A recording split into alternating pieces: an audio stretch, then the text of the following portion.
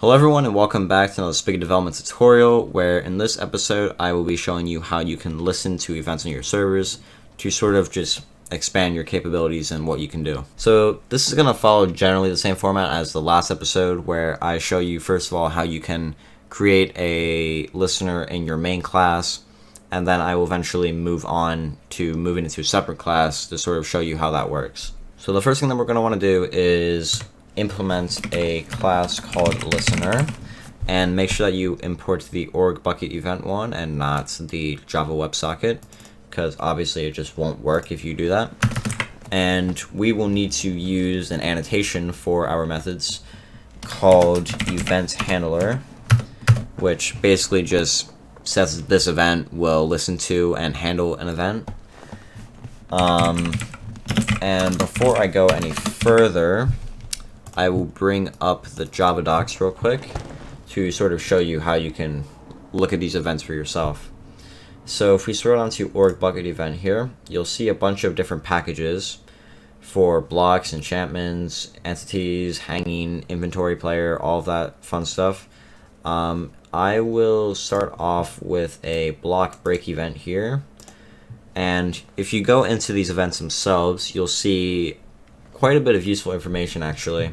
The first one being the fact that this implements cancelable, which means that we can actually cancel the event.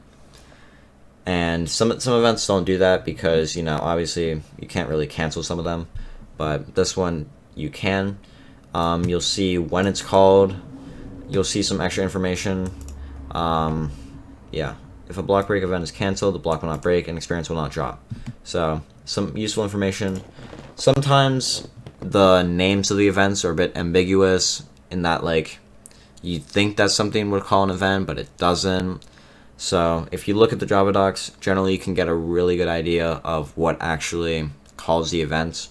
And I've definitely had issues with that before, and it's actually very frustrating. But all you have to do is look at the JavaDocs. For something like BlockBreakEvent, you really don't need to because, well, it's a block break event. I mean, there's not much to it. If you scroll down here to the method summary here, you'll see some methods here like getPlayer, which obviously gets the player. You can check if the event is canceled, if the block will drop items. You can set whether or not it's canceled, and you can also set whether or not it will drop items. So if we head back, and I will call this method onBreak because, well, you generally want to have some sort of resemblance to what you're listening to. And we do BlockBreakEvent here, and we will get the player by doing event.getPlayer. We will send the player a message that says you broke a block. Sure. And then we will cancel the event just to show you how that sort of works. And the last thing that we need to do is go to our onEnable method, and if we do getServer.get plugin manager.register events, and we do this and this, and we should be good to go for now. If we hit build and I come over to Minecraft and I reload, you'll see that if I try to break a block here, it will cancel and it says you broke a block. So this would be useful for like a world guard plugin of some sort, or if you just want to like protect some area, not necessarily just world guard, but just if you want to protect an area. If we go back here and I bring back up the JavaDocs, I will quickly just show you an entity event, for example. And if we go to EntityDamageByEntityEvent, which if we check here, it is called when an entity is damaged by an entity. And we will see one method here called getDamager, and that is because this actually is a subclass of EntityDamageEvent, which is a cancelable event. So there's a lot more methods for this one. You can get the damage cause, which, whoops, if I just go through these real quick, there's a lot of different damage causes out there. You can read these through these yourself. I'm not going to go through them because, well, I kind of want to keep this episode short. Get damage, this is just, the amount of, well, the raw amount of damage caused by the event.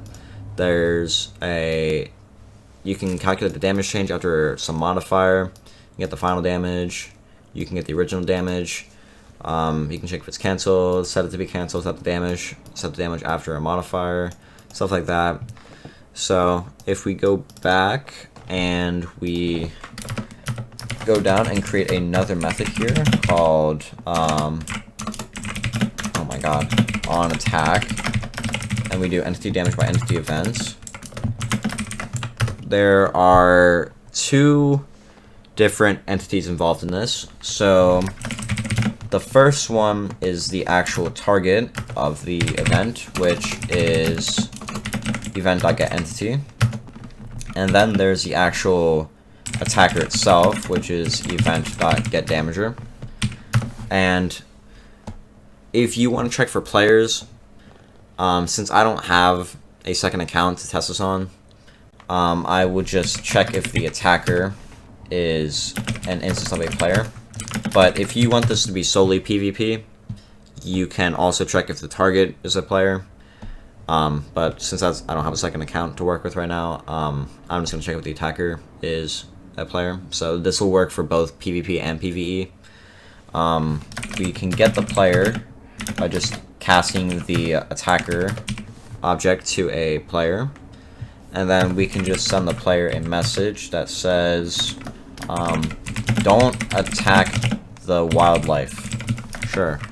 And then we can also cancel this event.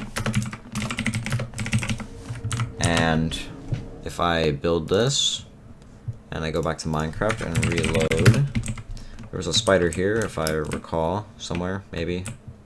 There's a pig over here. If I hit it, it should say, don't attack the wildlife, and you can see it's not taking any damage. Nothing's happening. So, all pretty simple. I'm not going to get any further into different type of events. You can look at those yourself. I will have the JavaDocs in the description so that you can look at those. The last thing I'm going to show you is how you can create a separate class. So if I create a new Java class, and I just call it listener. And actually, I'm not going to call it listener because, well, that's just going to make the formatting weird. So here's a good time to show you how to refactor, if it would work. Hello? Why are you not? Okay, I'll just change it up here. I'm just going to call it event handler. No, that's not, no, events. Are you going to work now? There you go. Events. And we're going to implement listener. And we're just going to essentially just copy and paste all of this in because you don't actually need to change anything. And really the one thing that you need to change for this is the listener argument for the register events, which if you just do the same thing that we did for the commands, you just do new events, and if you hit build, you'll see that if I reload and I do all of this, you'll see everything still works just fine. So that's pretty much it. It's pretty simple, pretty self-explanatory. You guys can figure a lot of this stuff out with the events, just how, like, what events to use. Next episode, I'm not really sure actually what I'm gonna do for next episode, but this one's a bit short, and we'll get into something a bit more exciting since we got past like the most basic stuff for now. So that's it for this episode. I'll see you in the next video.